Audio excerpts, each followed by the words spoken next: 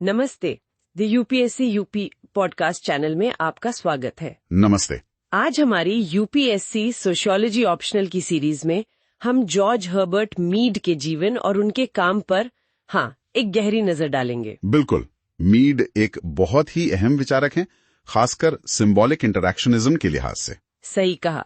तो हमारे पास उनके जीवन के अनुभवों और उनके जो इंटेलेक्चुअल डेवलपमेंट है उससे जुड़े कुछ स्रोत हैं। हाँ, और हम यही देखने की कोशिश करेंगे कि कैसे ये सब उनके महत्वपूर्ण समाजशास्त्रीय विचारों से जुड़ा हुआ है। बिल्कुल। उनके जीवन के कॉन्टेक्स्ट को समझना उनके विचारों को समझने के लिए बहुत जरूरी है। तो चलिए शुरू करते हैं मीड की कहानी से।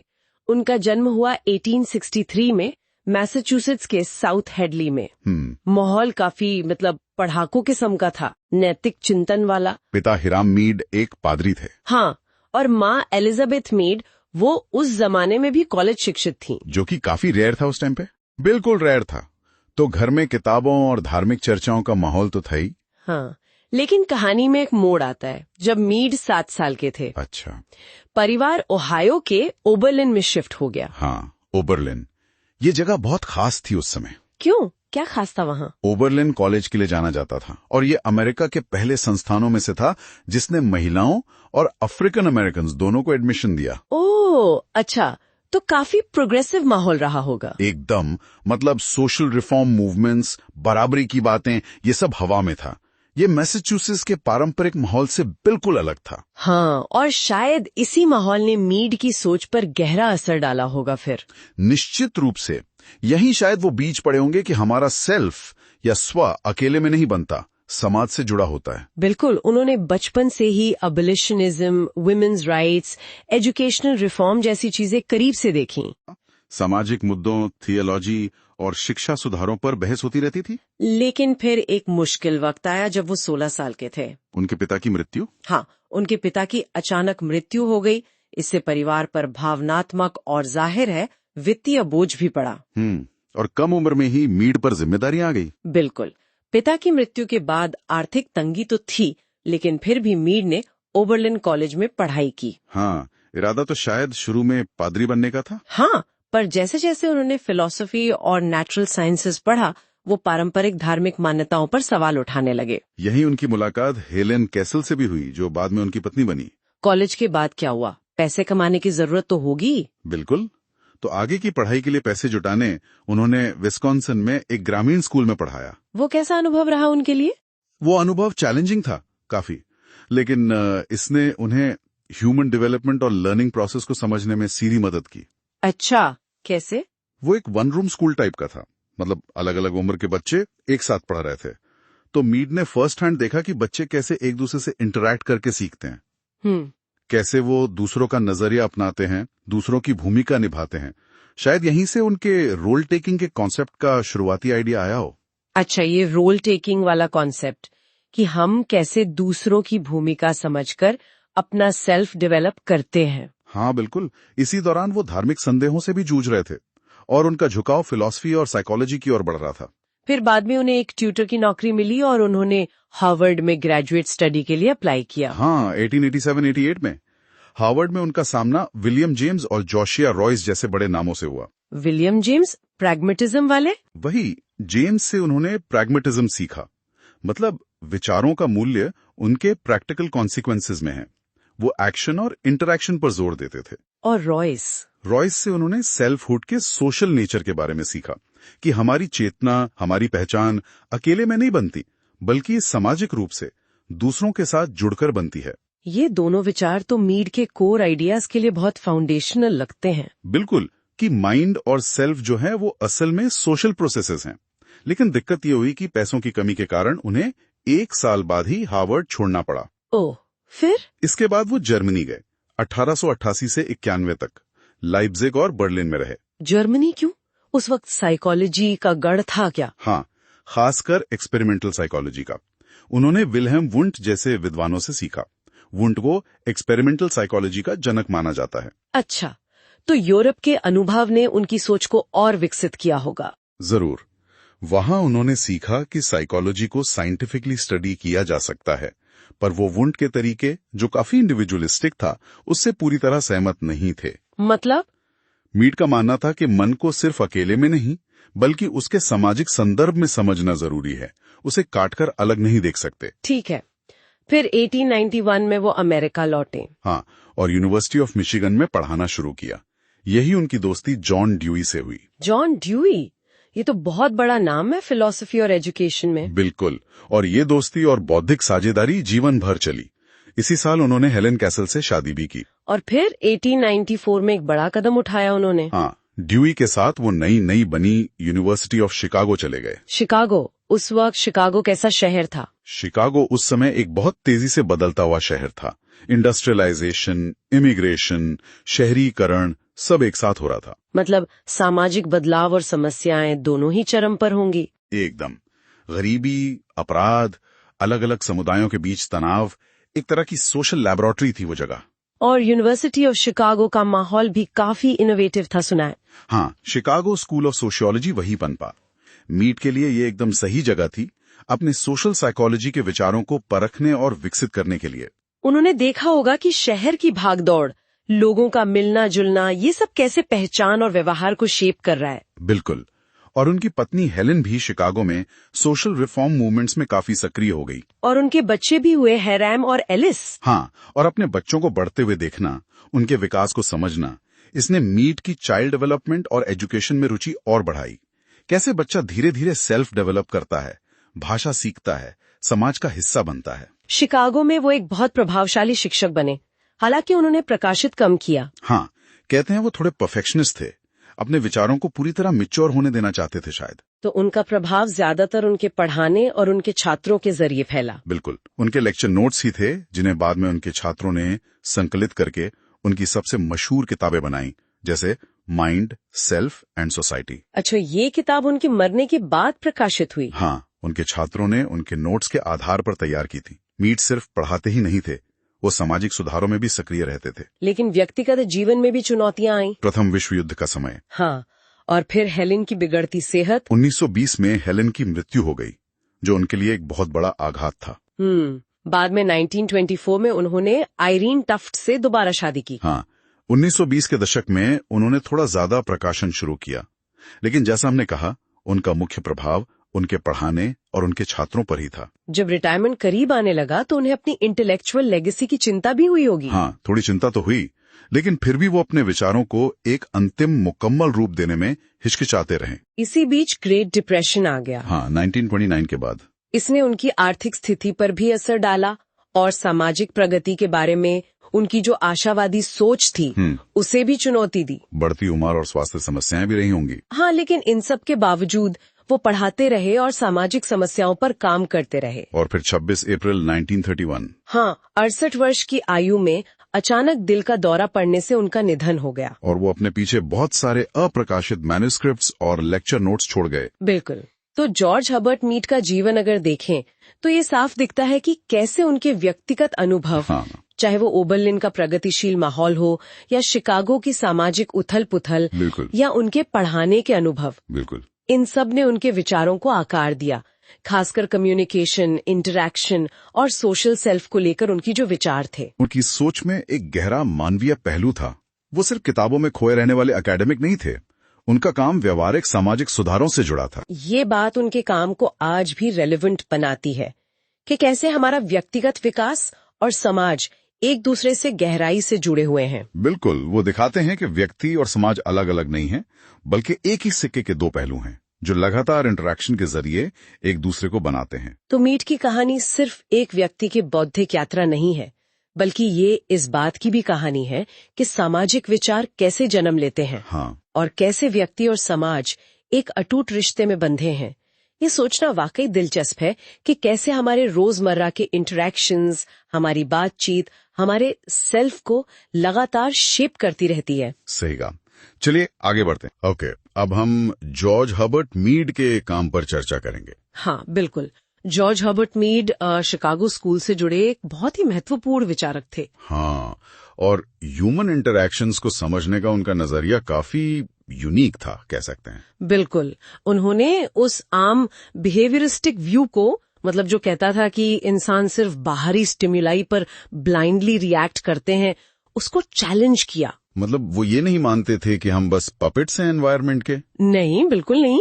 उनका मानना था कि लोगों में कॉन्शियसनेस होती है, एक सेल्फ होता है, और सोशियोलॉजिस्ट का काम है इसे स्टडी करना, इसे समझना। और इसी सोच ने मुझे लगता है सिंबॉलिक इंटरैक्शनिज्म की नींव रखी है ना? एग्जैक्टली। सिंबॉलिक इंटरैक्शनिज्म के डेवलपमेंट में उनका रोल बहुत सेंट्रल है। उनके विचारों पर साइकोलॉजिकल बिहेवियरिज्म और प्रैग्मेटिज्म का काफी प्रभाव था। हाँ, और दिलचस्प बात यह है कि उनके विचार यूरोपियन थियरिस्ट से काफी अलग थे। सही कहा। उनका फोकस माइक्रो लेवल इंटरैक्शंस पर ज्यादा था, और उनके ज्यादातर विचार हमें मिलते हैं माइंड, सेल्फ एंड सोसाइटी नाम की किताब में, जो 1934 में आई। और वो भी उनके गुजरने के बाद पब्लिश हुई थी ना, उनके स्टूडेंट्स के नोट्स से कंपाइल करके, जैसे हर्बर्ट ब्लूमर ने किया था। हाँ, बिल्कुल। ये बात उनके काम को और भी खास बनाती है। अच्छा, मीड का नजरिया जो था वो पारंपरिक सोशल साइकोलॉजी से अलग था। कैसे अलग था? देखिए, पारंपरिक सोशल साइकोलॉजी अक्सर व्यक्ति मतलब इंडिविजुअल से शुरू करती है, पर मीड ने हमेशा सोशल वर्ल्ड को प्रायोरिटी दी। समाज पहले, व्यक्ति बाद में। अच्छा। हाँ, और ब्लूमर के अनुसार मीड के लिए सेल्फ ही सिंबॉलिक इंटरैक्शन की फाउंडेशन है। मतलब सब कुछ इसी सेल्फ के इर्द गिर्द घूमता है। तो ये सेल्फ है क्या आखिर? मतलब मीड इसे कैसे डिफाइन करते हैं? सुनने में तो बड़ा फिलोसॉफिकल सा लगता है। हाँ, है तो गहरा कॉन्सेप्ट, पर मीड इसे सोशल टर्म्स में समझाते हैं। सेल्फ का मतलब है खुद को एक ऑब्जेक्ट की तरह देखने की क्षमता। ऑब्जेक्ट की तरह? मतलब जैसे मैं इस माइक को देख रहा हूँ। हाँ, कुछ वैसा ही। मतलब जैसे हम दूसरों को ऑब्जर्व करते हैं, उनके बारे में सोचते हैं, उन्हें जज करते हैं, वैसे ही खुद को कर पाना। सब्जेक्ट भी होना और ऑब्जेक्ट भी, खुद को बाहर से देख पाना। ये तो रोजमर्रा की बात नहीं लगती। हम खुद को ऑब्जेक्ट की तरह कैसे देख सकते हैं? ये क्षमता हमें जन्म से नहीं मिलती। ये मीड का बहुत बड़ा पॉइंट था। जब बच्चा पैदा होता है, उसमें सेल्फ नहीं होता। अच्छा, तो फिर ये आता कहाँ से है? ये डेवलप होता है सोशल प्रोसेस और कम्युनिकेशन के जरिए, समाज में रहकर, लोगों से इंटरैक्ट करके, उनकी एक्टिविटीज में हिस्सा लेकर, रिश्तों से। ये सब मिलकर सेल्फ को बनाते हैं। तो जैसे छोटा बच्चा होता है, वो तो बेफिक्र होता है, उसे परवाह नहीं होती कौन क्या सोच रहा है। पर जैसे जैसे हम बड़े होते हैं, हम सोचने लगते हैं, अरे लोग क्या कहेंगे। तो क्या ये सेल्फ का डेवलपमेंट है? एग्जैक्टली, बिल्कुल सही पकड़ा आपने। ये 4 लोग क्या कहेंगे वाली जो सोच है, ये असल में सेल्फ के बनने का ही एक हिस्सा है। ये दिखाता है कि हम खुद को दूसरों की नजर से देखने लगे हैं। वाह, ये तो सोचने का बिल्कुल नया तरीका है। तो मतलब सोशल एक्सपीरियंसेस के बिना सेल्फ बन ही नहीं सकता? नामुमकिन। मीड के अनुसार इम्पॉसिबल है। लेकिन एक बार सेल्फ डेवलप हो गया तो फिर वो सोशल कांटेक्ट के बिना भी रह सकता है। ये कैसे? अगर बना समाज से है तो समाज के बिना कैसे रहेगा? इसका क्लासिक एग्जाम्पल है रॉबिन्सन क्रूजो का। वो अकेले द्वीप पर थे, है ना, पर उनका सेल्फ तो बना हुआ था। क्यों? क्योंकि वो सभ्यता में, समाज में डेवलप हो चुका था। अच्छा, मतलब वो अकेले में भी खुद को एक ऑब्जेक्ट की तरह सोच सकते थे, अपने एक्शंस के बारे में विचार कर सकते थे। हाँ, बिल्कुल। वो क्षमता, वो रिफ्लेक्सिविटी उनके साथ थी। वो खुद से बात कर सकते थे, खुद को गाइड कर सकते थे। तो सेल्फ बना समाज में, पर टिक अकेले भी सकता है। ठीक है, समझ गया। अब ये बताइए कि सेल्फ और माइंड का क्या कनेक्शन है? क्या ये एक ही चीज है? नहीं, एक नहीं है, पर जुड़े हुए हैं बहुत गहरे से। मीड कहते हैं इनके बीच एक डायलेक्टिकल रिलेशनशिप है। डायलेक्टिकल मतलब दोनों एक दूसरे पर निर्भर हैं और एक दूसरे को बनाते भी हैं। सेल्फ बनने के लिए माइंड का विकास जरूरी है, सोचने समझने की क्षमता चाहिए। और माइंड के विकास के लिए सेल्फ का होना जरूरी है, खासतौर पर सेल्फ की वो क्षमता जिसे रिफ्लेक्सिविटी कहते हैं, यानी खुद पर रिफ्लेक्ट कर पाना। तो ये दोनों साथ साथ चलते हैं, अविभाज्य हैं? हाँ, अविभाज्य है। सेल्फ असल में एक मानसिक प्रक्रिया है, पर इसका बेस, इसकी जड़ें वो सामाजिक प्रक्रिया में है। ये सिर्फ हमारे दिमाग के अंदर की चीज नहीं है। आपने शुरू में कहा था कि मीड बिहेवियरिज्म को रिजेक्ट करते थे, पर फिर आपने ये भी कहा कि वो सेल्फ को बिहेवियरिस्टिक सेंस में देखते थे। ये थोड़ा कंफ्यूजिंग है। हाँ, ये पॉइंट थोड़ा सटल है। देखिए, मीड ने उस सिंपलिस्टिक बिहेवियरिज्म को रिजेक्ट किया जो कहता था कि इंसान बस बाहरी चीजों पर रिएक्ट करता है बिना सोचे समझे। ठीक है। लेकिन उन्होंने सेल्फ को सिर्फ एक एब्स्ट्रैक्ट ख्याल या सिर्फ कॉन्शियसनेस में बसी चीज नहीं माना। उन्होंने इसे एक प्रैक्टिकल ऑब्जर्वेबल बिहेवियर के तौर पर भी देखा। कैसे? व्यवहार के तौर पे कैसे? जब व्यक्ति खुद को संबोधित करता है, मतलब खुद से बात करता है और खुद पर वैसे ही प्रतिक्रिया देता है जैसे कोई दूसरा व्यक्ति देता या जैसे वो उम्मीद करता है कि दूसरा देगा, तब व्यक्ति खुद के लिए ऑब्जेक्ट बन जाता है। अच्छा, जैसे मैं कभी कभी खुद से कहता हूँ, अरे यार ये क्या कर दिया, या चलो अब ये करते हैं। हाँ बिल्कुल, ये जो खुद से बात करना, खुद को डायरेक्ट करना, ये एक व्यवहार है और यही व्यवहार दिखाता है कि सेल्फ काम कर रहा है। सेल्फ पूरी सामाजिक प्रक्रिया का एक हिस्सा है जो हमारे व्यवहार में दिखता है। अब आते हैं इसकी डेवलपमेंट मैकेनिज्म पर। आपने रिफ्लेक्सिविटी शब्द इस्तेमाल किया था, ये क्या है? रिफ्लेक्सिविटी ये मीड के लिए बहुत सेंट्रल कॉन्सेप्ट है। ये वो क्षमता है जिससे हम अनजाने में ही सही खुद को दूसरों की जगह रखकर उनके जैसा व्यवहार करने की कोशिश करते हैं या सोचते हैं। दूसरों की जगह रखना मतलब एम्पैथी। एम्पैथी से जुड़ा है, पर उससे ज्यादा है। ये सिर्फ महसूस करना नहीं है, बल्कि उनके नजरिए से खुद को देखना है। इससे लोग खुद को वैसे ही जांच पाते हैं जैसे उन्हें लगता है कि दूसरे उन्हें देखते होंगे। जैसे वो परीक्षा वाले रिजल्ट का एग्जाम्पल था। मैं सोच रहा हूँ कि मेरे पेरेंट्स या दोस्त कैसे रिएक्ट करेंगे, तो मैं असल में उनकी भूमिका अपना रहा हूँ, है ना, उनके स्टैंड पॉइंट से सिचुएशन को देख रहा हूँ। बिल्कुल सही। आप उनके संभावित नजरिए को अपने अंदर ला रहे हैं, आप एंटिसिपेट कर रहे हैं। यही रिफ्लेक्सिविटी है। और इसका महत्व क्या है? इसी रिफ्लेक्सिविटी से पूरी सामाजिक प्रक्रिया व्यक्ति के अनुभव का हिस्सा बनती है। मतलब समाज सिर्फ बाहर नहीं है, वो हमारे अंदर भी आ जाता है इस प्रोसेस के जरिए। अच्छा। हाँ, क्योंकि जब हम दूसरों का नजरिया अपनाते हैं तो हम समझते हैं कि समाज हमसे क्या उम्मीद कर रहा है और फिर हम खुद को उस प्रक्रिया में एडजस्ट करते हैं, अपने बिहेवियर को मॉडिफाई करते हैं। और ये सेल्फ में बातचीत में भी मदद करता है। बिल्कुल, कॉन्वर्सेशन पॉसिबल ही सेल्फ की वजह से है। क्योंकि सेल्फ है तभी तो हम ये मॉनिटर कर पाते हैं कि हम क्या कह रहे हैं, सामने वाला उसे कैसे समझ सकता है और हमें आगे क्या कहना चाहिए। हाँ, ये तो होता है। कई बार हम बोलते बोलते रुक जाते हैं, सोचते हैं नहीं यार ये कहना ठीक नहीं रहेगा, या शायद मुझे इसे दूसरी तरह कहना चाहिए। एग्जैक्टली, वो जो सेल्फ मॉनिटरिंग है, वो एडजस्टमेंट है, वो सेल्फ ही कर रहा है। वो लगातार कॉन्टेक्स्ट को और सामने वाले के पर्सपेक्टिव को गेज कर रहा है। तो खुद को ऑब्जेक्ट की तरह देखने के लिए मीड कहते हैं कि व्यक्ति को खुद से बाहर निकलना जरूरी है। हाँ, ये फ्रेज उन्होंने इस्तेमाल किया है। खुद का मूल्यांकन करने के लिए, खुद को ऑब्जेक्ट बनाने के लिए आपको एक बाहरी स्टैंड पॉइंट लेना पड़ता है। खुद को दूसरों की तरह एक्सपीरियंशियल फील्ड में रखना पड़ता है। मतलब खुद को ऑब्जेक्टिवली देखना, इम्पर्सनली। हाँ, जहां तक संभव हो सके खुद को सिर्फ अपनी भावनाओं और विचारों से नहीं, बल्कि ऐसे देखना जैसे कोई और हमें देख रहा हो। पर हम ये बाहरी स्टैंड पॉइंट लाते कहाँ से हैं? हम खुद को सीधे सीधे अनुभव क्यों नहीं कर सकते? मीड का तर्क है कि हम खुद को डायरेक्टली एक्सपीरियंस कर ही नहीं सकते। हमारा अनुभव हमेशा मीडिएटेड होता है। हम केवल दूसरों की स्थिति में खुद को रखकर उनके दृष्टिकोण से देखकर ही खुद को समझ पाते हैं। और ये दूसरों का दृष्टिकोण किसी एक इंसान का हो सकता है या दोनों हो सकते हैं। ये दृष्टिकोण किसी विशेष व्यक्ति का हो सकता है। जैसे आप सोचें कि इंटरव्यू में इंटरव्यूअर क्या उम्मीद करेगा आपके जवाब से। ठीक है। या फिर ये पूरे सामाजिक समूह का दृष्टिकोण हो सकता है। जैसे प्रोफेशनल दुनिया में किस तरह के कपड़े पहनना एक्सेप्टेबल है, या हमारे समाज में बड़ों से कैसे बात करनी चाहिए। इसे मीड जनरलाइज्ड अदर भी कहते हैं, जिसकी बात हम शायद आगे करेंगे। तो मीड के अपने शब्दों में कहें तो दूसरों की भूमिकाएं अपनाकर ही हम खुद तक वापस आ पाए हैं। It is only by taking the roles of others that we have been able to come back to ourselves. कमाल है। मतलब हमारा सेल्फ कितना ज्यादा सोशली कंस्ट्रक्टेड है।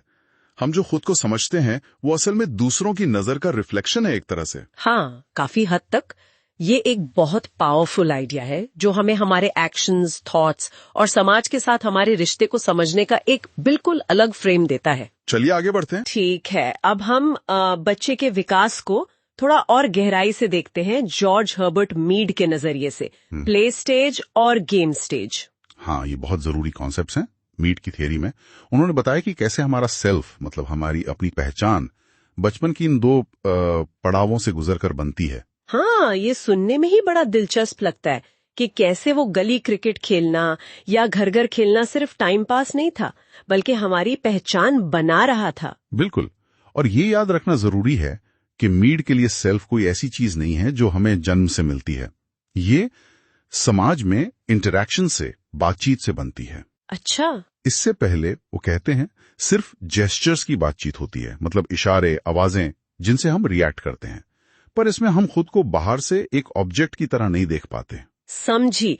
तो वो असली सेल्फ का बनना इन स्टेजेस से शुरू होता है, प्ले स्टेज से। हाँ, पहली है प्ले स्टेज। इसमें बच्चे क्या करते हैं, वो दूसरों का रोल प्ले करते हैं, उनका नजरिया अपनाना सीखते हैं, पर एक बार में एक ही का। जैसे कोई उदाहरण? जैसे मान लीजिए कोई बच्चा टीचर खेल रहा है, वो बिल्कुल वैसे ही डांटेगा, वैसे ही पढ़ाएगा जैसे उसने अपने टीचर को देखा है। या मम्मी पापा बनने का नाटक करना। हाँ, ये तो देखा है, बच्चे करते हैं, बिल्कुल कॉपी। एकदम। मीड ने अमेरिकन इंडियन का उदाहरण दिया था कि बच्चा वो सब करता है जो उसे लगता है शायद फिल्मों से देख के कि एक इंडियन करता होगा। शिकारी बनना, खास तरह से चलना। तो इसी नकल से, इसी रोल प्ले से वो खुद को सब्जेक्ट और ऑब्जेक्ट दोनों तरह से देखना सीखता है, कर्ता भी और कर्म भी। सही पकड़ा। वो खुद को एक्शन करते हुए देखता है, मैं टीचर हूं, मैं डांट रहा हूं, सब्जेक्ट। और साथ ही वो ये भी सोचने लगता है कि उस रोल में दूसरा उसे कैसे देखता होगा, यानी टीचर की नजर में वो कैसा लगता है, ऑब्जेक्ट। लेकिन यहां एक पेंच है। ये जो सेल्फ बनता है ना इस स्टेज पे, वो बड़ा लिमिटेड होता है, बिखरा हुआ। लिमिटेड मतलब बच्चा अलग अलग किरदारों को तो समझ लेता है, आज डॉक्टर, कल पुलिस वाला, परसों पायलट। मीड ने डिस्क्रीट अदर्स कहते हैं। लेकिन इन अलग अलग रोल्स में कोई तालमेल नहीं होता, कोई कनेक्शन नहीं होता। अच्छा। उनमें कोई ऑर्गेनाइज्ड समझ नहीं होती। जब वो मम्मी का रोल निभा रहा है तो बस मम्मी के नजरिए से सोच रहा है, जब पापा का तो पापा के। लेकिन इन सबको जोड़कर अपनी एक पूरी संगठित पहचान वो अभी नहीं बनी होती। ओके, तो वो बस अलग अलग मुखौटे पहन रहा है एक तरह से, पर अंदर कोई एक चेहरा अभी तय नहीं हुआ। हाँ, बिल्कुल ऐसा ही समझ सकती हैं। वो एक रोल से दूसरे में कूदता रहता है। कोई एक पक्की डेफिनेट पर्सनालिटी अभी उभर कर नहीं आती इस स्टेज में। तो फिर ये पक्की पर्सनालिटी, ये ऑर्गेनाइज्ड सेल्फ कब बनता है? यहीं पर गेम स्टेज आता होगा। एकदम सही। इसके बाद आती है गेम स्टेज, जो ज्यादा कॉम्प्लेक्स है, ज्यादा विकसित स्टेज है। कॉम्प्लेक्स कैसे? क्योंकि यहाँ बच्चे को सिर्फ किसी एक खास व्यक्ति का रोल नहीं समझना होता। यहाँ उसे खेल में शामिल हर किसी का रोल, हर किसी का नजरिया और उन सब के आपसी रिश्तों को एक साथ समझना होता है। ओहो, ये तो मुश्किल लग रहा है।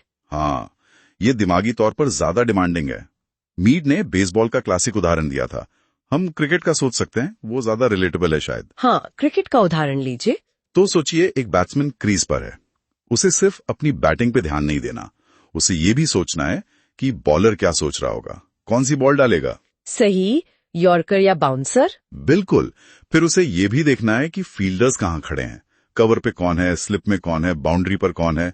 अगर वो शॉट मारेगा तो किस फील्डर के पास जाने का चांस है। उसे हर खिलाड़ी की संभावित चाल, उनके रोल और उन सब के बीच जो तालमेल है, जो स्ट्रैटेजी है, उस पूरे सिस्टम को अपने दिमाग में रखना पड़ता है। उसे पूरी टीम का नजरिया एक साथ समझना होता है। बाप रे, ये तो वाकई काफी कॉम्प्लेक्स है। मतलब प्ले स्टेज की तरह सिर्फ एक रोल की नकल नहीं, बल्कि पूरे गेम के स्ट्रक्चर को, सबके रोल्स को इंटरनलाइज करना है। एकदम। और मीड कहते हैं कि यही वो स्टेज है जहां एक सेल्फ सही मायनों में विकसित होता है, एक ऑर्गेनाइज्ड, सुसंगत सेल्फ। अच्छा। प्ले स्टेज में बच्चा बस अलग अलग बिखरे हुए रोल निभाता है, लेकिन गेम स्टेज में ये सारे रोल्स एक ऑर्गेनाइज सिस्टम का हिस्सा बन जाते हैं, एक टीम की तरह। तो यहीं से वो, जिसे हम कहते हैं एक स्पष्ट पर्सनालिटी, एक डेफिनेट पर्सनालिटी, वो उभरनी शुरू होती है। बिल्कुल। बच्चा अब ऑर्गेनाइज्ड ग्रुप्स में, जैसे कि एक टीम में काम करना सीखता है। वो ग्रुप के नियमों को समझता है, उम्मीदों को समझता है और उस ग्रुप में अपना एक खास रोल तय कर पाता है। और इसी गेम स्टेज से मीड का वो सबसे फेमस कॉन्सेप्ट निकलता है ना, जनरलाइज्ड अदर। ये क्या भला है? सुनने में बड़ा भारी भरकम लगता है। हाँ, ये टर्म थोड़ा एकेडमिक लगता है, पर आइडिया बहुत पावरफुल है। जनरलाइज्ड अदर का मतलब है पूरे ग्रुप का, पूरी कम्युनिटी का, या कह लें पूरे समाज का एक मिला जुला नजरिया या एटीट्यूड। मतलब किसी एक इंसान का नहीं, जैसे प्ले स्टेज में मम्मी या पापा का था। नहीं, ये उससे बड़ा है। ये किसी एक खास व्यक्ति, सिग्निफिकेंट अदर या डिस्क्रीट अदर का नजरिया नहीं है, ये सब का नजरिया है।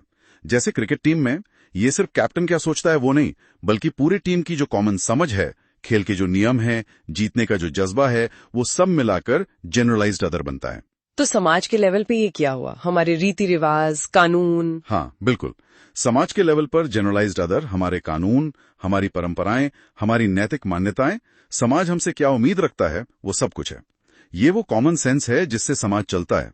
ये समझना कि ट्रैफिक रेड लाइट पर क्यों रुकना है या लाइन में क्यों लगना है, ये जनरलाइज्ड अदर के नजरिए को अपनाना ही है। अच्छा, तो इसका मतलब ये हुआ कि कंप्लीट सेल्फ बनाने के लिए, एक पूरी तरह से विकसित इंसान बनने के लिए हमें इस जनरलाइज्ड अदर के नजरिए को अपनाना ही पड़ता है। मीड तो यही मानते हैं, उनका कहना है जब तक व्यक्ति उस ऑर्गेनाइज्ड सोशल ग्रुप या समाज का नजरिया नहीं अपनाता जिससे वो जुड़ा है, तब तक उसका सेल्फ पूरी तरह विकसित नहीं होता। इसी जनरलाइज्ड अदर को इंटरनलाइज करने से हम में एब्स्ट्रैक्ट थिंकिंग आती है। हम अमूर्त चीजों जैसे न्याय, ईमानदारी, इनके बारे में सोच पाते हैं और ऑब्जेक्टिविटी भी आती है। ऑब्जेक्टिविटी मतलब हम खुद को और दुनिया को सिर्फ अपनी निजी पसंद नापसंद से नहीं, बल्कि एक ज्यादा निष्पक्ष, एक बाहरी नजरिए से देख पाते हैं। समाज की नजर से हम खुद का मूल्यांकन कर पाते हैं कि हम समाज की उम्मीदों पर खरे उतर रहे हैं या नहीं। और इससे समाज को भी फायदा होता होगा, है ना? अगर सब लोग एक कॉमन समझ, एक जनरलाइज्ड अदर के हिसाब से चलेंगे तो ग्रुप एक्टिविटी ज्यादा कोऑर्डिनेटेड और एफिशिएंट हो जाएंगी। सब मिलकर काम कर पाएंगे। हाँ, बिल्कुल। समाज के सुचारू रूप से चलने के लिए, कोऑपरेशन के लिए ये बहुत जरूरी है। सोचिए, अगर ट्रैफिक में हर कोई अपनी मर्जी से चले तो क्या होगा? क्योस हो जाएगा एकदम।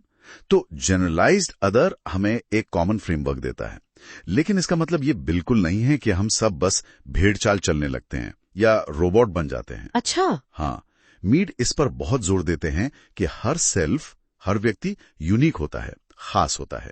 क्यों? क्योंकि हमारी जिंदगी के अनुभव अलग होते हैं, हमारी पर्सनल हिस्ट्री अलग होती है। हाँ, ये तो है। और दूसरी बात, हम किसी एक ही ग्रुप का हिस्सा नहीं होते ना। हम एक ही समय में परिवार का हिस्सा हैं, दोस्तों के ग्रुप का हिस्सा हैं, अपने ऑफिस या कॉलेज का हिस्सा हैं, अपने शहर, अपने देश का हिस्सा हैं। सही का, बहुत सारे ग्रुप्स हैं। तो इसका मतलब है कि हमारे अंदर कोई एक जनरलाइज्ड अदर नहीं होता, बल्कि कई होते हैं। हर ग्रुप का अपना एक नजरिया होता है जिसे हम अपनाते हैं। इसीलिए हमारे कई सेल्फ या हमारे सेल्फ के कई पहलू होते हैं जो अलग अलग सिचुएशन में सामने आते हैं। ये तो बड़ी इंटरेस्टिंग बात है। मतलब हम घर पर अलग होते हैं, दोस्तों के साथ थोड़े अलग, ऑफिस में बिल्कुल अलग। हाँ, और सबसे जरूरी बात, हम समाज को या जनरलाइज्ड अदर को वैसे का वैसा स्वीकार करने के लिए मजबूर नहीं हैं। अच्छा। हम उसे बदल भी सकते हैं। बिल्कुल। यहीं पर इंसान की सोचने की क्षमता, उसकी रिफ्लेक्टिविटी काम आती है। मीड कहते हैं कि हम जनरलाइज्ड अदर के नजरिए को अपनाते जरूर हैं, लेकिन हम उस पर सोच विचार भी कर सकते हैं। हम उसे क्रिटिसाइज कर सकते हैं। कैसे? अगर हमें लगता है कि हमारे समाज की कोई सोच, कोई परंपरा, कोई नियम गलत है या अन्यायपूर्ण है, तो हम उसे चुनौती दे सकते हैं। हम सवाल उठा सकते हैं। हम इतिहास से सीखकर, दूसरी संस्कृतियों को देखकर या भविष्य की कल्पना करके एक ज्यादा बेहतर, ज्यादा ऊंचा जनरलाइज्ड अदर बना सकते हैं। जैसे मानवाधिकारों की बात करना या जेंडर इक्वालिटी की। एकदम सही। ये सब क्या है? ये मौजूदा सामाजिक सोच को चुनौती देना ही तो है। हम एक बड़े, ज्यादा यूनिवर्सल जनरलाइज्ड अदर जैसे न्याय, समानता, स्वतंत्रता की आवाज को सामने लाते हैं और कहते हैं कि समाज को ऐसा होना चाहिए। जितने भी समाज सुधारक हुए हैं, उन्होंने यही तो किया है। कमाल है। तो ये सेल्फ का बनना कोई खत्म होने वाली प्रक्रिया नहीं है। ये बचपन के खेलों से शुरू होकर लगातार चलती रहती है और इसमें समाज को बदलने की ताकत भी छुपी है। हाँ, ये एक डायनामिक प्रोसेस है। सेल्फ समाज से बनता है और फिर वही सेल्फ समाज को बदल भी सकता है। चलिए, ये तो बहुत ही बढ़िया डिस्कशन रहा मीड के इन आइडियाज पर। अब आगे बढ़ते हैं। ओके, अब हम मीड द्वारा दिए गए आई और मी की अवधारणा पर डिस्कस करते हैं। ये काफी दिलचस्प लगता है। बिल्कुल। जॉर्ज हर्बर्ट मीड का ये जो कॉन्सेप्ट है आई और मी का, ये असल में हमारे सेल्फ को समझने का एक फ्रेमवर्क है। मतलब हम खुद को कैसे देखते हैं और समाज में कैसे इंटरैक्ट करते हैं। हाँ, कि हमारा जो व्यक्तित्व है वो कोई एक अकेली चीज नहीं है। सही। मीड कहते हैं कि ये दो हिस्सों में बटा है, आई और मी, और ये दोनों लगातार एक दूसरे से बात करते रहते हैं, एक तरह से डांस करते रहते हैं। इसी से हमारा बिहेवियर तय होता है। तो पहले आई को पकड़ते हैं। सोच में लिखा है कि आई हमारा दूसरों के प्रति तत्काल स्पॉन्टेनियस रिस्पॉन्स है। मतलब एकदम पल भर में जो रिएक्शन आता है। हाँ बिल्कुल, ये हमारे अंदर का वो हिस्सा है जो बिना सोचे समझे एकदम नेचुरल तरीके से रिस्पॉन्ड करता है। प्रिडिक्ट नहीं कर सकते इसको। अच्छा, अनप्रिडिक्टेबल। हाँ, अनप्रिडिक्टेबल, क्रिएटिव और एकदम नया। ये वो चिंगारी है जो अचानक भड़कते हैं।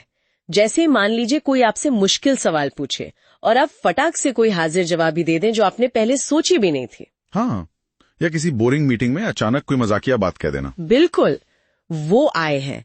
या फिर सोचिए कोई इमरजेंसी आ गई और आप बिना सोचे समझे किसी की मदद के लिए कूद पड़े, वो भी आय का एक्सप्रेशन है। दिलचस्प बात यह है कि मीड कहते हैं हम खुद भी नहीं जानते कि आई क्या करेगा। सही, ये बहुत की पॉइंट है। हम अपने आय को उसके एक्शन करने के बाद ही जान पाते हैं, जब वो हमारी मेमोरी का हिस्सा बन जाता है। जैसे सोर्स में लिखा है, perhaps he will make a brilliant play और एन एरर। पता नहीं, कुछ कमाल कर देगा या कोई गलती कर बैठेगा। जैसे क्रिकेट में कोई बैट्समैन एकदम अजीब सा शॉट खेल के छक्का मार दे जो उसने कभी प्रैक्टिस भी नहीं किया था। Perfect example. वो उस मोमेंट का स्पॉन्टेनियस जीनियस है, वो उसका आय है। पहला तो यही कि ये समाज में नॉवेल्टी मतलब नयापन लाता है। हाँ, अगर आय न हो तो सब कुछ एक जैसा प्रिडिक्टेबल हो जाएगा। समाज आगे कैसे बढ़ेगा? सब एक ही ढर्रे पर चलते रहेंगे। आय ही वो सोर्स है जो बदलाव लाता है, चाहे छोटा हो या बड़ा। दूसरा कारण बताया गया है कि हमारे सबसे जरूरी वैल्यूज जो हमारे अंदर गहरे बसे होते हैं वो आय में होते हैं। हाँ, वो कोर वैल्यूज जो हमें डिफाइन करते हैं, वो स्पॉन्टेनियस मोमेंट्स में ज्यादा सच्चाई से बाहर आते हैं बजाय सोचे समझे जवाबों के। तीसरा, आई से ही सेल्फ रियलाइजेशन होता है और हमारी एक डेफिनेट पर्सनालिटी, एक यूनिक पहचान बनती है। बिल्कुल, क्योंकि आय हर किसी का अलग होता है। वो हमें भीड़ से अलग करता है। हमारे स्पॉन्टेनियस रिएक्शंस हमारी असलियत दिखाते हैं। और चौथा कारण तो काफी बड़ा है। मीड का मानना है कि ये एक एवोल्यूशनरी प्रोसेस है। हाँ, ये बहुत इंटरेस्टिंग पॉइंट है। वो कहते हैं कि प्रिमिटिव सोसाइटीज में जहाँ कम्युनिटी और ट्रेडिशन का जोर ज्यादा था, लोग मी से ज्यादा चलते थे। मतलब समाज के नियम, कायदे, कानून ही सब कुछ थे। जैसा आज भी कई बार गांव में या बहुत ट्रेडिशनल परिवारों में दिखता है कि लोग अपनी इच्छा से ज्यादा समाज क्या कहेगा इसकी परवाह करते हैं। हाँ, कुछ ऐसा ही। लेकिन मीड मानते हैं कि जैसे जैसे समाज मॉडर्न हुआ है, इंडिविजुअल की इम्पोर्टेंस बढ़ी है, तो आय का रोल ज्यादा सिग्निफिकेंट हो गया है। मॉडर्न सोसाइटीज में इंडिविजुअलिटी और क्रिएटिविटी को ज्यादा वैल्यू दी जाती है। तो आय ही है जो मीड के सिद्धांत में डायनेमिज्म और क्रिएटिविटी लाता है। इसके बिना तो हम सब बाहरी और अंदरूनी कंट्रोल के गुलाम बन जाते। एग्जैक्टली। आय के बिना कोई आइंस्टाइन नहीं होता, कोई गांधी नहीं होता। वो लोग जिन्होंने समाज के बने बनाए नियमों को चैलेंज किया, वो अपने आय की वजह से कर पाए। पर ये सिर्फ महान लोगों की बात तो नहीं है। आम इंसान की जिंदगी में भी आय का रोल होगा। बिल्कुल, रोजमर्रा की जिंदगी में भी। मान लीजिए ऑफिस में सब एक पुराने इनएफिशिएंट तरीके से काम कर रहे हैं और कोई नया एम्प्लॉय आके कहता है, अरे इसे ऐसे क्यों नहीं करते, ज्यादा आसान होगा। वो उसका आय बोल रहा है। या घर में कोई पुरानी परंपरा है जो अब बेमतलब लगती है और कोई युवा सदस्य उस पर सवाल उठा दे। हाँ, वो छोटा सा सवाल भी एक आय का एक्सप्रेशन है। हर पर्सनैलिटी मीट के हिसाब से आय और मी का एक यूनिक मिक्स होती है। हाँ, शायद महान लोगों में आय का एलिमेंट ज्यादा स्ट्रांग होता है, पर होता सब में है। और ये मिक्स हर किसी का अलग होता है, उसकी अपनी लाइफ एक्सपीरियंसेस, मतलब उसकी बायोग्राफिकल आर्टिकुलेशन के कारण। सही कहा, कोई दो लोग एक जैसे नहीं होते, क्योंकि उनके आय और मी का बैलेंस और इंटरैक्शन उनकी जिंदगी के अनुभवों से शेप होता है। ठीक है, ये आय तो समझ आया। अब मी पर आते हैं। कहा गया है कि आय असल में मी के खिलाफ रिएक्ट करता है। तो ये मी क्या भला है फिर? जनरलाइज्ड अदर है जिसकी मीट बात करते हैं, समाज की मिलीजुली आवाज हमारे अंदर। हाँ, बिल्कुल वही। मी हमें बताता है कि समाज हमसे क्या एक्सपेक्ट करता है। जैसे हमें पता है कि शादी में कैसे कपड़े पहनने हैं, ऑफिस में बॉस से कैसे बात करनी है, क्लास में चुपचाप बैठना है, ये सब मी का हिस्सा है। और आय के उलट हम मी के प्रति कॉन्शियस होते हैं, हमें पता होता है कि समाज क्या चाहता है। हाँ, मी में कॉन्शियस रिस्पॉन्सिबिलिटी शामिल है।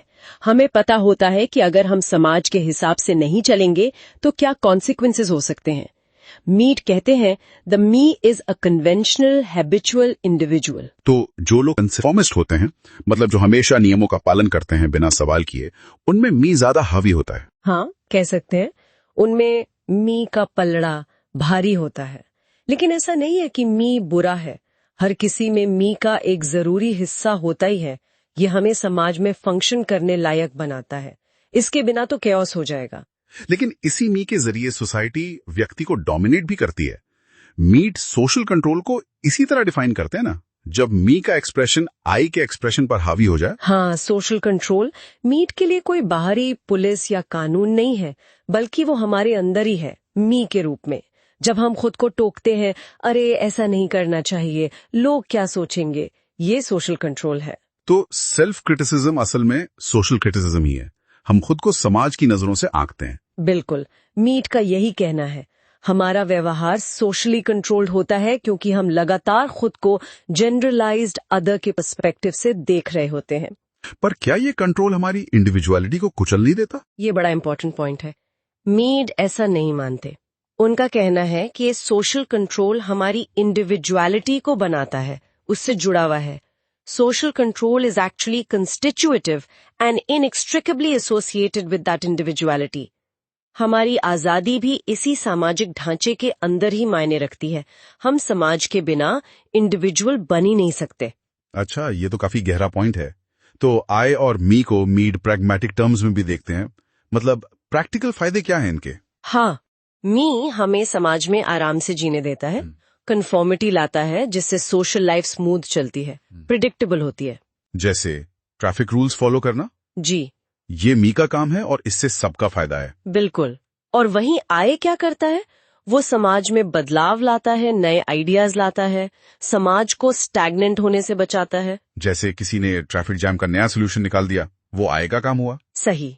तो समाज को फंक्शन करने के लिए कंफर्मिटी मी भी चाहिए और नए डेवलपमेंट्स का इन्फ्यूजन आय भी चाहिए। तो ये दोनों दुश्मन नहीं है, बल्कि एक ही सिक्के के दो पहलू हैं। एग्जैक्टली। आई और मी दोनों ही पूरे सोशल प्रोसेस का हिस्सा हैं। ये मिलकर व्यक्ति और समाज दोनों को ज्यादा इफेक्टिवली काम करने में मदद करते हैं। ये एक डायनामिक बैलेंस है। चलिए आगे बढ़ते हैं। ठीक है, तो अब हम लोग मीड के दिए हुए सोसाइटी यानी समाज के कॉन्सेप्ट पे बात करते हैं। हाँ, बिल्कुल। मीट के लिए ना सोसाइटी कोई ऐसी बनी बनाई चीज नहीं है। उनके लिए एक चलता हुआ सोशल प्रोसेस है, मतलब लगातार चलने वाली प्रक्रिया। और ये माइंड और सेल्फ यानी हमारा मन और हमारी जो पहचान है उससे भी पहले आता है एक्चुअली। अच्छा, ये तो इंटरेस्टिंग है। मतलब सोसाइटी पहले, फिर माइंड और सेल्फ। हाँ, क्योंकि वो मानते थे कि ये प्रोसेस इतना जरूरी है, इसी से माइंड और सेल्फ बनते हैं। तो उनकी थियोरी में ये बहुत सेंट्रल है। हाँ, और फिर एक लेवल पे सोसाइटी का मतलब वो ऑर्गेनाइज्ड रिस्पॉन्सेज भी हुए, जिसे हम मी की तरह अपना लेते हैं। मतलब वो अंदर की आवाज, ऐसा करना चाहिए, वैसा नहीं करना चाहिए, जैसे हम समाज को अपने अंदर लेकर घूम रहे हैं। एग्जैक्टली, बिल्कुल वही। वो जो जनरलाइज्ड अदर है, समाज की उम्मीदें जो हमने इंटरनलाइज कर ली हैं। और इसी मी की वजह से हम सेल्फ क्रिटिसिज्म कर पाते हैं, है ना, खुद को रोकते टोकते हैं। तो ये सेल्फ कंट्रोल असल में इंटरनलाइज्ड सोशल कंट्रोल ही है। हाँ, ये तो है। वो फूफा जी क्या सोचेंगे वाली बात। हाँ, बिल्कुल। मीट ने समाज के इवोल्यूशन, उसके विकास पर भी थोड़ी बात की है, पर सच कहूं तो उन्होंने माइंड और सेल्फ पर कहीं ज्यादा लिखा है। सोसाइटी पर सीधे सीधे उन्होंने उतना फोकस नहीं किया, भले ही वो उनके सिस्टम में इतनी इम्पोर्टेंट क्यों ना हो। मतलब उनका ज्यादा फोकस माइक्रो लेवल पर था कि व्यक्ति के अंदर समाज कैसे फंक्शन करता है। हाँ, काफी हद तक। कुछ लोग हैं जैसे जॉन बॉल्डविन, वो मीट की सोच में ज्यादा मैक्रो यानी सोसाइटल कंपोनेंट देखते हैं, लेकिन उन्हें भी मानना पड़ता है कि मीट के थेरेटिकल सिस्टम के जो मैक्रो हिस्से हैं वो उतने डेवलप नहीं हैं जितने माइक्रो वाले। अच्छा। और जब बात इंस्टीट्यूशंस की आती है तो मीड उन्हें बहुत ब्रॉडली डिफाइन करते हैं, जैसे कम्युनिटी में कॉमन रिस्पॉन्स या फिर कम्युनिटी की जीवन आदतें, लाइफ हैबिट्स। जैसे हमारे यहाँ होली दिवाली मनाने का तरीका या शादी ब्याह के रिचुअल्स, ये सब इंस्टीट्यूशंस हुए। हाँ, बिल्कुल। और ज्यादा स्पेसिफिक होकर वो कहते हैं कि जब पूरी कम्युनिटी कुछ खास सिचुएशंस में व्यक्ति के प्रति एक जैसा व्यवहार करती है, मतलब एक आइडेंटिकल रिस्पॉन्स होता है सबका, उसे वो इंस्टीट्यूशन का बनना कहते हैं।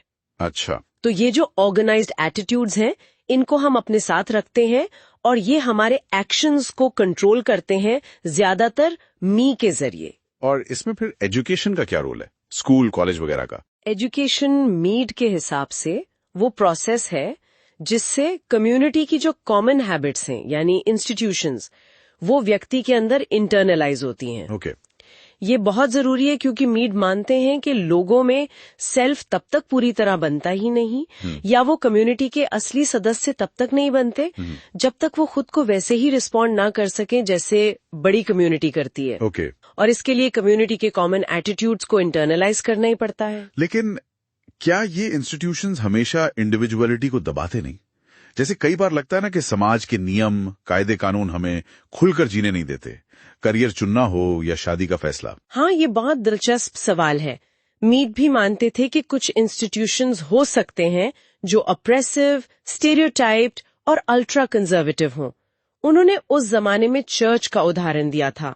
आज हम शायद किसी बहुत रिजिड कॉर्पोरेट कल्चर की बात कर सकते हैं या किसी पुरानी दकियानुसी परंपरा की जो इंडिविजुअलिटी को एकदम कुचल दे। लेकिन वो तुरंत ये भी जोड़ते हैं कि ऐसा होना जरूरी या इनएविटेबल नहीं है। अच्छा, मतलब इंस्टीट्यूशंस फ्लेक्सिबल और प्रोग्रेसिव भी हो सकते हैं, इंडिविजुअलिटी को बढ़ावा देने वाले। बिल्कुल। मीड कहते हैं कि कई इंस्टीट्यूशंस ऐसे होते हैं जो फ्लेक्सिबल होते हैं, प्रोग्रेसिव होते हैं।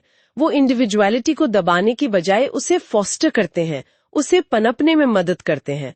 उनके अनुसार इंस्टीट्यूशंस को बस बहुत ब्रॉड और जनरल सेंस में बताना चाहिए कि लोगों को क्या करना चाहिए और इंडिविजुअलिटी व क्रिएटिविटी के लिए काफी जगह, काफी स्पेस छोड़नी चाहिए। अरे वाह, ये तो काफी मॉडर्न सोच है कि इंस्टीट्यूशंस हमें कंस्ट्रेन भी करते हैं, रोकते भी हैं और इनेबल भी करते हैं, मतलब हमें क्रिएटिव बनने में मदद भी करते हैं।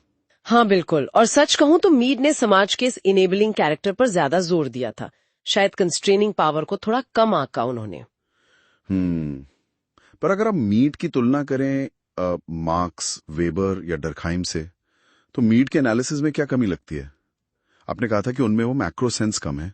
हाँ, मीड के विश्लेषण में समाज और इंस्टीट्यूशंस का वैसा मैक्रो सेंस नहीं मिलता जैसा आपको मार्क्स, वेबर या डर्कहाइम के काम में मिलेगा। Class struggle, bureaucracy, social facts वाली बातें।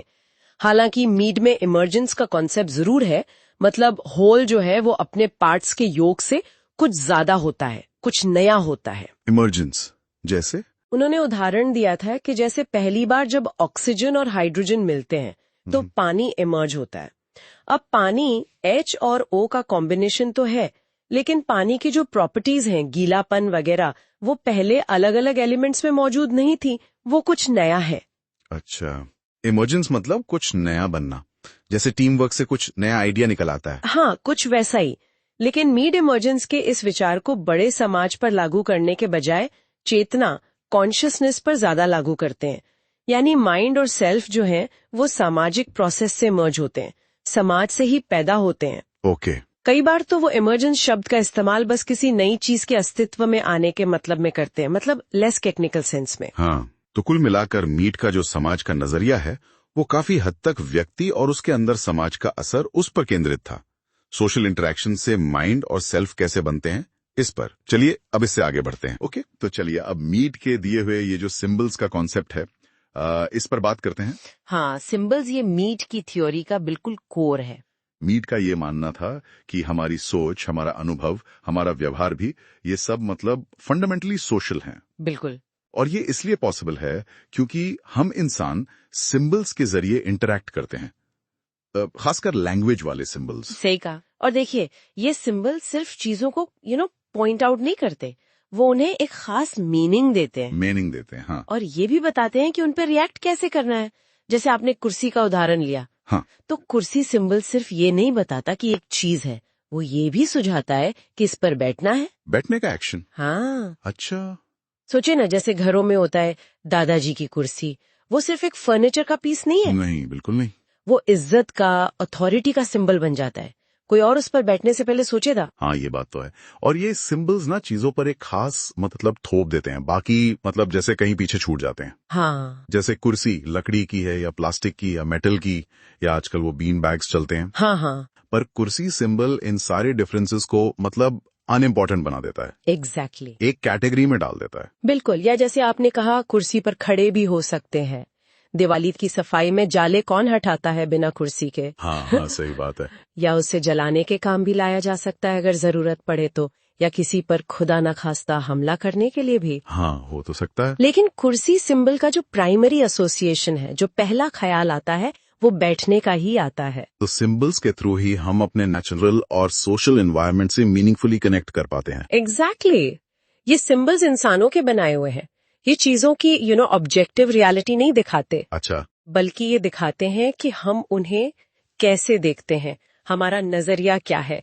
पानी का उदाहरण सोचिए। पानी कैसे? देखिए, पानी तो H2O है, लेकिन जब प्यास लगती है तो वो पीने की चीज का सिंबल है। हाँ। पौधे के लिए वो जरूरत है।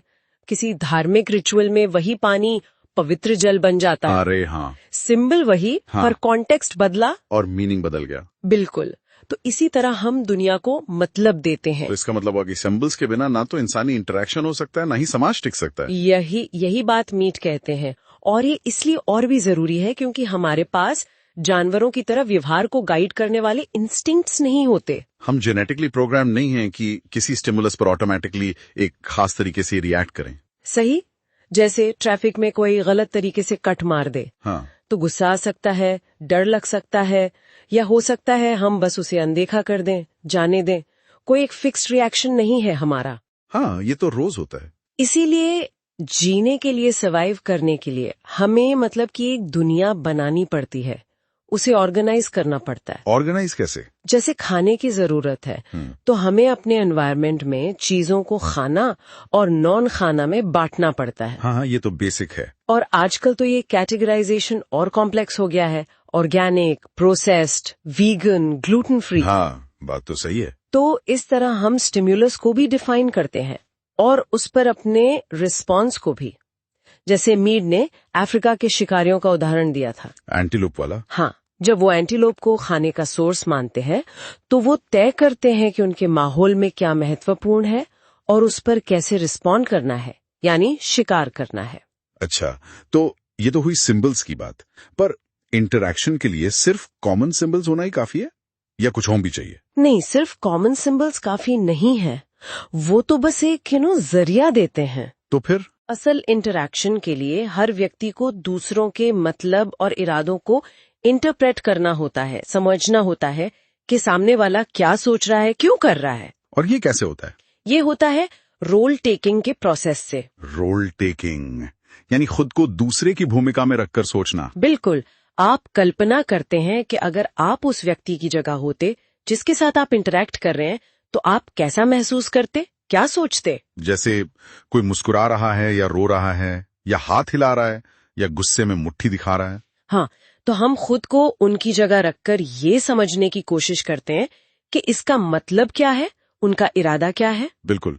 जैसे कोई दोस्त अचानक फोन पर चुप हो जाए, हाँ, तो हम सोचने लगते हैं क्या हुआ, नेटवर्क प्रॉब्लम है या मुझसे नाराज हैं या कहीं बिजी हैं। हम रोल टेक करके मतलब निकालने की कोशिश करते हैं। या जैसे किसी शादी में कोई रिश्तेदार अजीब सा मुंह बना ले खाने को देखकर। हाँ, तो हम सोचते हैं शायद नमक ज्यादा होगा या इनको ये सब्जी पसंद नहीं। एग्जैक्टली।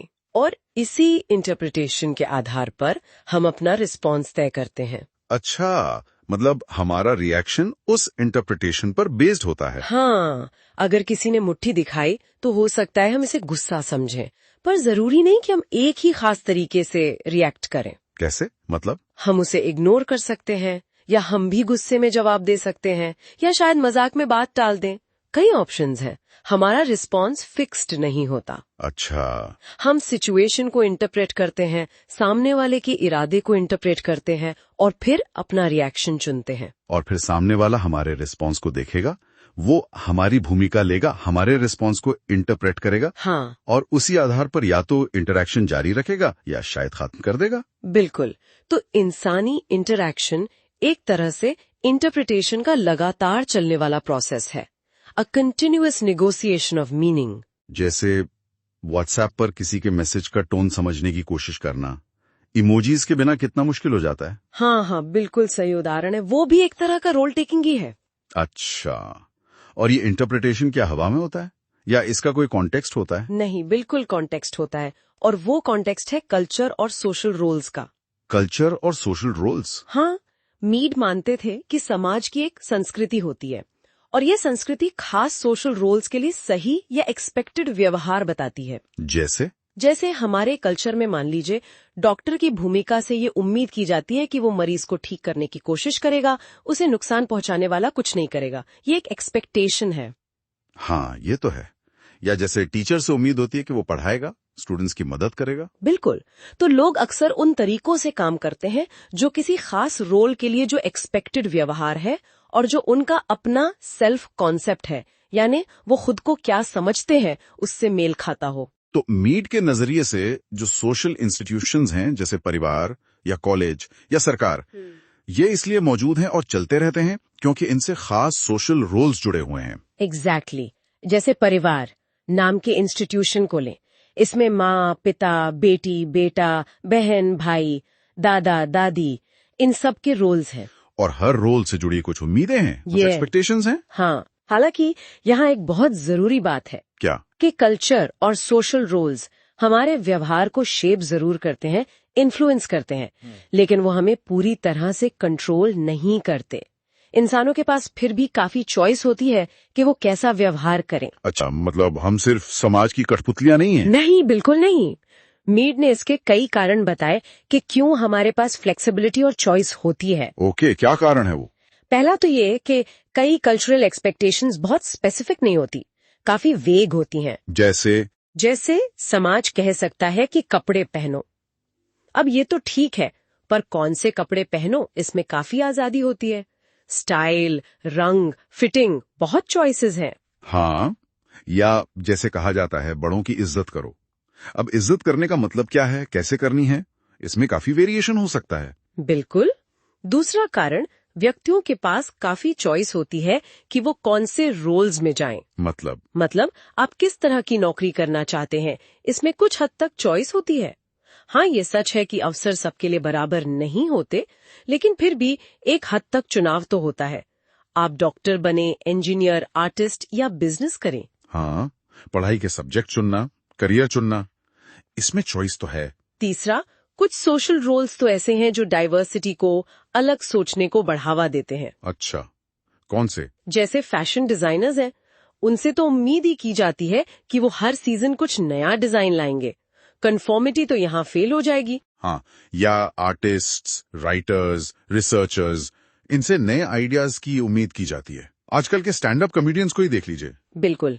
चौथा कारण है कि समाज में कोई एक ही कल्चर नहीं होता, एक मोनोलिथिक कल्चर नहीं है। हाँ, ये तो है। कितने सारे सब कल्चर्स होते हैं, धार्मिक समूह हैं, रीजनल समूह हैं, हॉबीज पर आधारित ग्रुप्स हैं। आजकल तो ऑनलाइन कम्युनिटीज कितनी है। हाँ। और लोग चुन सकते हैं कि उन्हें किस सब कल्चर में शामिल होना है, किसके तौर तरीके अपनाने हैं। ठीक है। और पांचवा कारण ये है कि कई कल्चरल मीनिंग्स जो हैं वो जरूरत के बजाय संभावनाएं बताते हैं। अच्छा, जैसे? वही कुर्सी वाला सिंबल, वो बैठने की संभावना बताता है, बैठने की पॉसिबिलिटी देता है, पर वो आपको बैठने के लिए मजबूर नहीं करता। हाँ, मैं उस पर कपड़े भी सुखा सकता हूँ या उसे दरवाजा रोकने के लिए इस्तेमाल कर सकता हूँ। हाँ, बिल्कुल।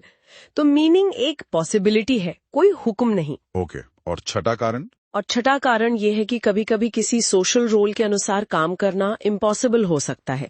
परिस्थितियां ऐसी हो सकती है। जैसे मान लीजिए कोई पेरेंट है, लेकिन वो बहुत बीमार है या आर्थिक तंगी से गुजर रहा है, तो शायद वो अपने बच्चों की उस तरह देखभाल न कर पाए जैसा समाज एक्सपेक्ट करता है। हाँ, ये मुमकिन है। या कोई स्टूडेंट बहुत बीमार पड़ जाए और एग्जाम ना दे पाए, तो ऐसी सिचुएशन में फिर आपको एस्टैब्लिश्ड नियमों से हटकर कुछ नया, कुछ इनोवेटिव सोचना पड़ता है, नए व्यवहार की जरूरत पड़ती है, रूल्स बेंड करने पड़ते हैं। तो ये सारे कारण मिलके ये दिखाते हैं कि सोशल रोल्स उतने फिक्स्ड या रिजिड नहीं है जितना हम शायद सोचते हैं। बिल्कुल। वो इंटरैक्शन के दौरान लगातार नेगोशिएट होते रहते हैं, बदलते रहते हैं। हर पीढ़ी माँ बाप होने का मतलब थोड़ा अलग तरह से समझती है ना? हाँ, बिल्कुल। समाज बदलता है तो रोल्स और उनके मतलब भी बदलते हैं। तो मतलब ये हुआ कि इंसान सिर्फ समाज के बनाए नियमों का पालन नहीं करते, बल्कि इंटरैक्शन के जरिए उन नियमों को बनाते भी हैं और बदलते भी रहते हैं। प्रिसाइसली। ये एक डायनामिक प्रोसेस है। चलिए, ये तो बहुत दिलचस्प रहा। अब आगे बढ़ते हैं। ठीक है, अब मीड के दिए हुए द इंडिविजुअल एंड सोसाइटी वाले कॉन्सेप्ट पे बात करते हैं। ये काफी दिलचस्प है ना, कि हम समाज को कैसे देखते हैं और समाज हमें कैसे देखता है। हाँ बिल्कुल। और मीड का नजरिया वो थोड़ा यूनिक है इस मामले में। वो कहते हैं कि इंसान सिर्फ समाज से बनता ही नहीं है, बल्कि समाज को बनाता भी है, एक्टिवली बनाता है। अच्छा। मतलब ये एक तरह का टू वे प्रोसेस है, लेन देन है। हाँ हाँ। हम अपने एक्शंस खुद तय करते हैं, हाँ, लेकिन साथ ही दूसरों के एटीट्यूड्स, उनकी एक्सपेक्टेशंस, जिसे वो जनरलाइज्ड अदर कहते हैं। हाँ, जनरलाइज्ड अदर, ये टर्म सुना है। हाँ, उससे हम लगातार प्रभावित भी होते हैं, गाइड होते रहते हैं। अच्छा, तो मतलब हम पूरी तरह समाज के इशारों पर नाचने वाली कठपुतली भी नहीं है, पर एकदम फ्री बर्ड भी नहीं। जैसे घर में होता है, बड़ों की सुननी पड़ती है, लेकिन दोस्तों के साथ अपना अलग ही हिसाब किताब चलता है, कुछ वैसा। हाँ हाँ, काफी हद तक वैसा ही समझ लीजिए। और सबसे जरूरी बात, मीड के अनुसार इंडिविजुअल और सोसाइटी को आप अलग करके देख ही नहीं सकते जी। ये जुड़े हुए हैं। अच्छा, अलग नहीं कर सकते। नहीं, इंसान एक सामाजिक प्राणी के तौर पर वो समाज में ही विकसित होता है। यही उसका सेल्फ, मतलब आत्मबोध, अपनी पहचान, वो डेवलप होती है जी। और यही सेल्फ है जो सोचने के लिए फंडामेंटल है। बिना इसके हम सोच ही नहीं सकते। सेल्फ मतलब अपनी पहचान।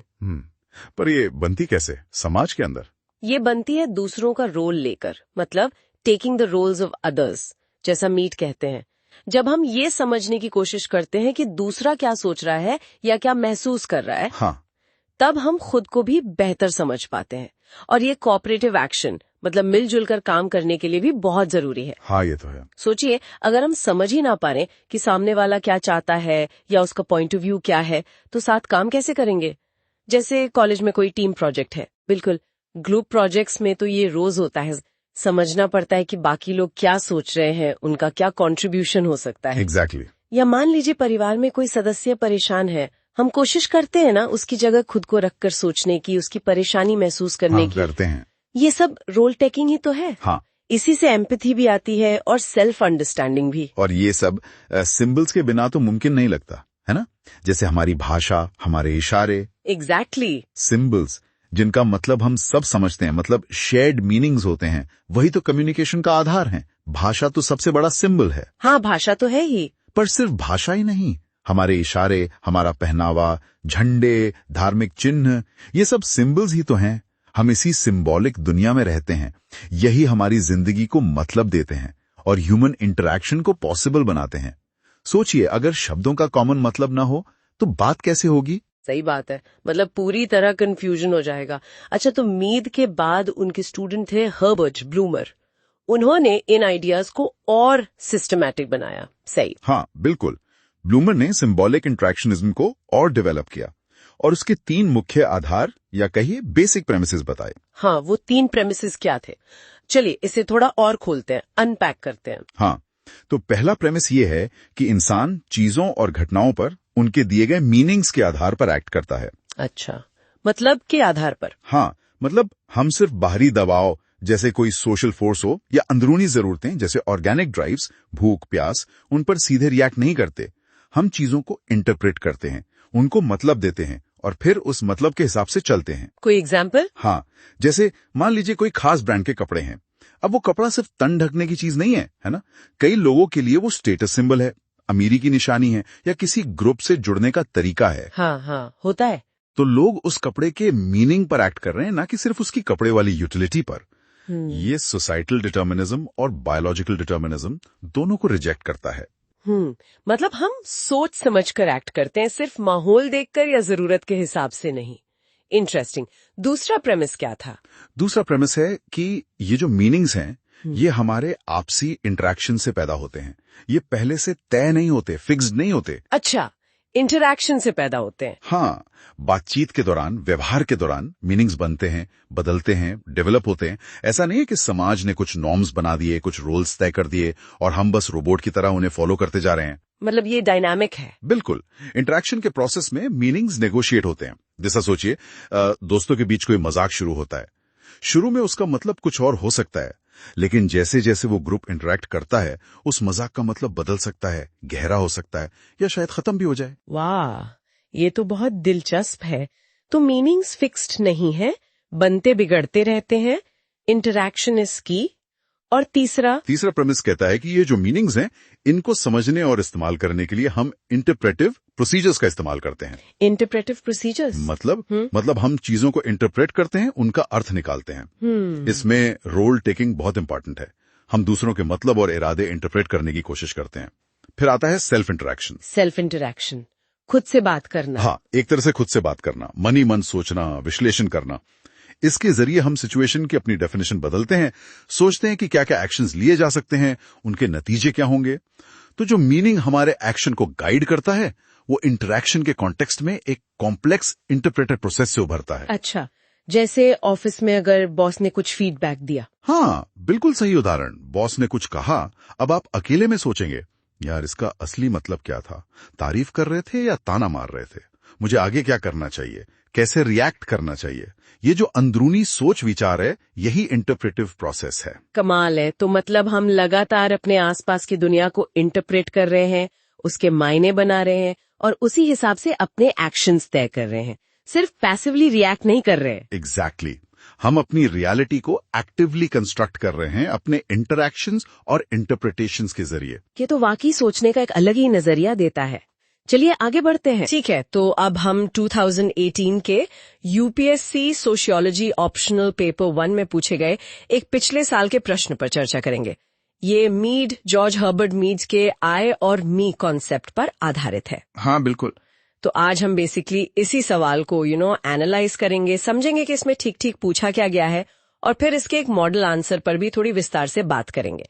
और फोकस जाहिर है मीड के आई और मी पर ही रहेगा। बिल्कुल। और ये सवाल मतलब बहुत महत्वपूर्ण है। ये मीड के काम का बिल्कुल कोर है। उनका जो पूरा सिद्धांत है सेल्फ का, समाज का, उसके लिए ये आई और मी समझना बहुत क्रूशल है। एकदम। तो सवाल ये था 10 नंबर का, क्या आपको लगता है कि मीड के काम में आई और मी केंद्रीय शब्द है? अब यहाँ ये जो शब्द है केंद्रीय मतलब सेंट्रल, इसका मतलब सिर्फ इम्पोर्टेंट होना नहीं है ना? नहीं, बिल्कुल नहीं। मतलब ये पूछा जा रहा है कि क्या मीड की पूरी थ्योरी, उनका पूरा जो ढांचा है सोच का, वो क्या इन्हीं 2 कॉन्सेप्ट्स पर टिका हुआ है? क्या ये मतलब वो नींव है जिस पर मीड की पूरी सोशियोलॉजिकल इमारत खड़ी है? एग्जैक्टली, बिल्कुल यही पॉइंट है। क्या ये कॉन्सेप्ट्स इतने फंडामेंटल हैं कि इनके बिना मीड की बात ही नहीं हो सकती? तो फिर अगर ऐसा सवाल आता है तो इसे आंसर कैसे करना चाहिए? क्या स्ट्रैटेजी होनी चाहिए? देखिए, स्ट्रैटेजी सीधी रखनी चाहिए। सबसे पहले तो हाँ या ना में जवाब देना है। और यहाँ जवाब साफ तौर पर हाँ है। हाँ, लगता तो यही है। तो इंट्रोडक्शन में ही कह देना है कि हाँ ये केंद्रीय है और फिर संक्षेप में 1-2 लाइन में बता देना है कि क्यों, जैसे कि ये सेल्फ और सोसाइटी के रिश्ते को समझने की कुंजी है। ठीक है, इंट्रोडक्शन हो गया। उसके बाद बॉडी में सबसे पहले आई और मी है क्या, इन्हें डिफाइन करना होगा, ठीक से समझाना होगा, शायद एक आध उदाहरण देकर। हाँ, डेफिनेशन तो जरूरी है। फिर इनका आपस में रिश्ता क्या है, ये अलग अलग हैं या जुड़े हुए हैं, वो डायलेक्टिकल रिलेशनशिप जो है उसे समझाना होगा। अच्छा, वो जो खिंचाव रहता है दोनों के बीच। बिल्कुल। और फिर सबसे अहम हिस्सा, ये केंद्रीय क्यों है, वाई सेंट्रल।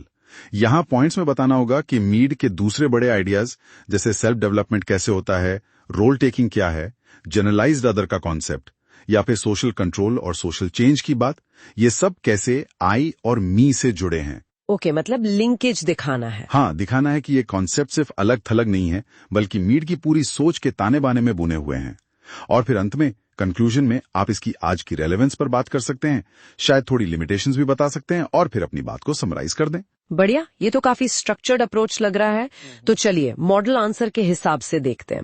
इंट्रोडक्शन कहता है हाँ बिल्कुल सेंट्रल है। बिल्कुल। और क्यों? क्योंकि ये सिंबॉलिक इंटरैक्शनिज्म की नींव है और इनसे पता चलता है कि सेल्फ कॉन्शियसनेस और सोशलाइजेशन ये प्रक्रियाएं कैसे होती हैं। एकदम सही स्टार्टिंग पॉइंट है। अब आते हैं डेफिनेशंस पर। आई और मी आखिर हैं क्या? हाँ, ये थोड़ा समझाएं।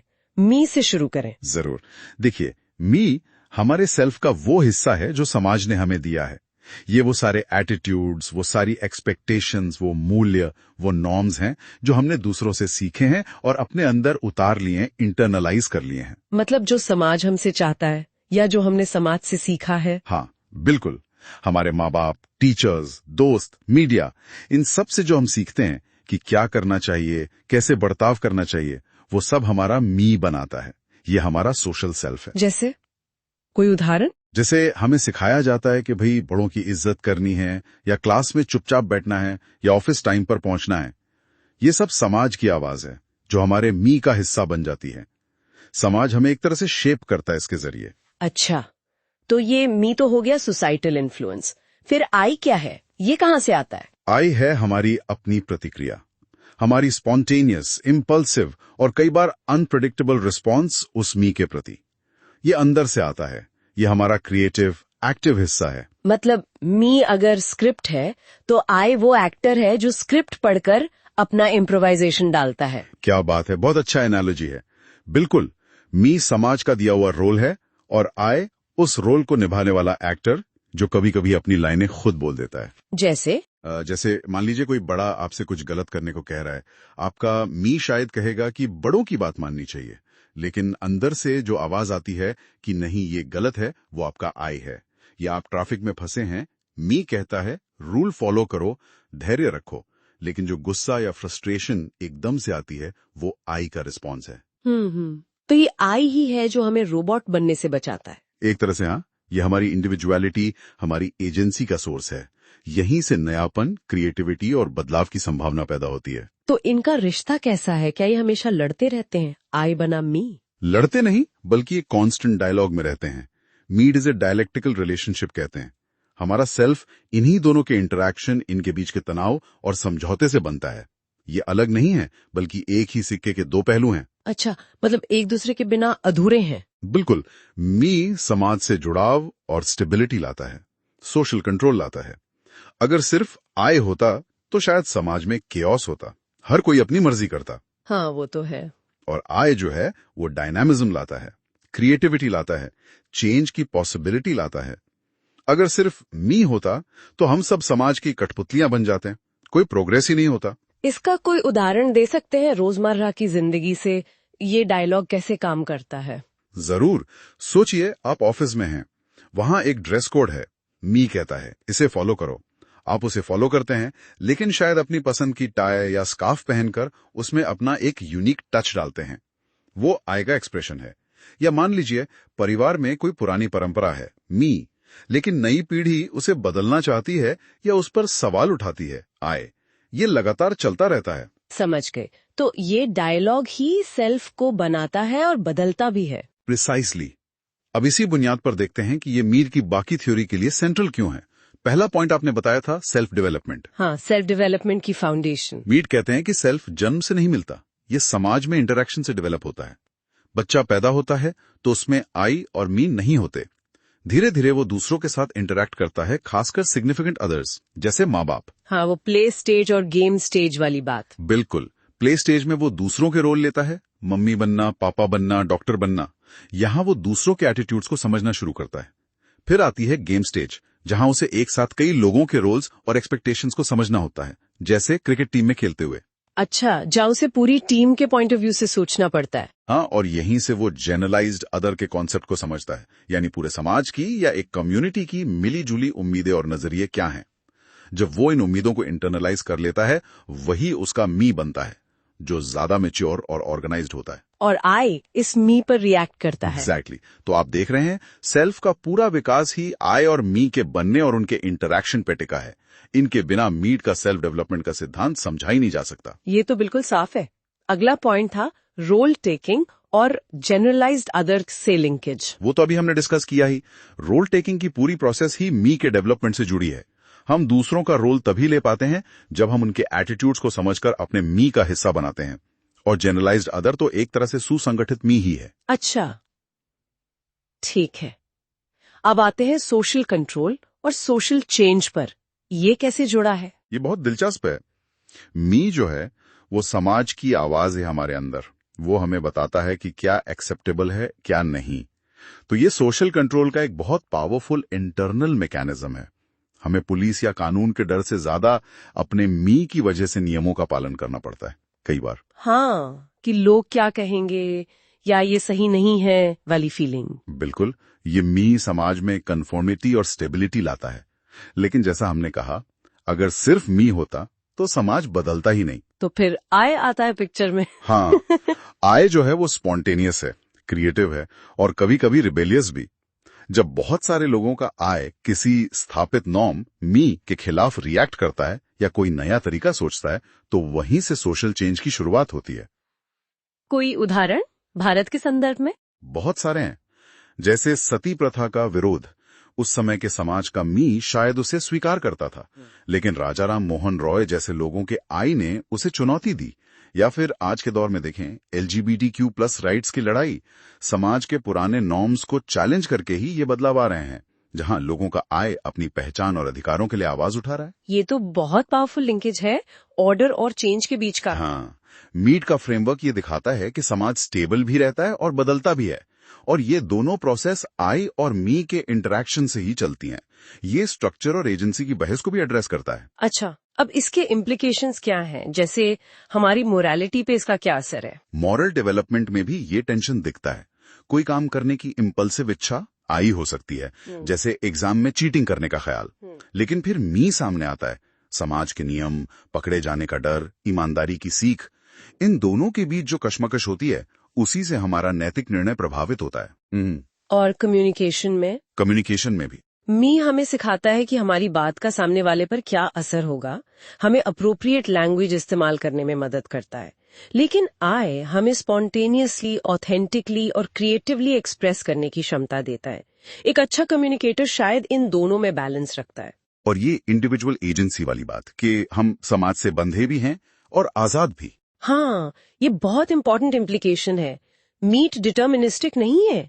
वो मानते हैं कि समाज मी हमें बहुत हद तक शेप करता है, लेकिन आई की वजह से हमारे पास हमेशा एजेंसी रहती है, चुनाव करने की, अलग तरह से रिएक्ट करने की आजादी रहती है। हम सिर्फ समाज के प्रोडक्ट नहीं है। ये तो काफी लिबरेटिंग विचार हैं। बिल्कुल। आज के कॉन्टेक्स्ट में, खासकर ये सोशल मीडिया वगैरह के युग में, ये कॉन्सेप्ट्स कितने रेलेवेंट लगते हैं। आज आइडेंटिटी फॉर्मेशन एक बड़ा मुद्दा है। हम सब सोशल मीडिया पर एक खास तरह की इमेज मी प्रोजेक्ट करने की कोशिश करते हैं। परफेक्ट लाइफ, खुशहाल रिश्ते वगैरह। ये सोशल एक्सपेक्टेशंस के दबाव में होता है। हाँ, वो क्यूरेटेड सेल्फ। एग्जैक्टली, वो हमारा ऑनलाइन मी है।